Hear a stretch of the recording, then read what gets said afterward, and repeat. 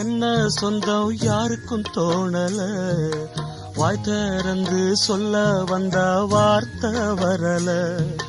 வானவில்ல சின்ன புள்ள வளைக்க பாக்குது, ஆகாயத்தில் ஊஞ்சல் கட்ட ஆசைப்படுது.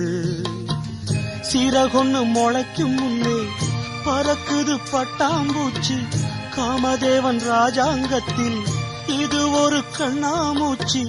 ஆத்துமேட்டில் எழுதி வச்சத அலை அடிச்சது அண்ணாச்சி. சம்சாரம் அது மின்சாரம், சம்சாரம் அது மின்சாரம்.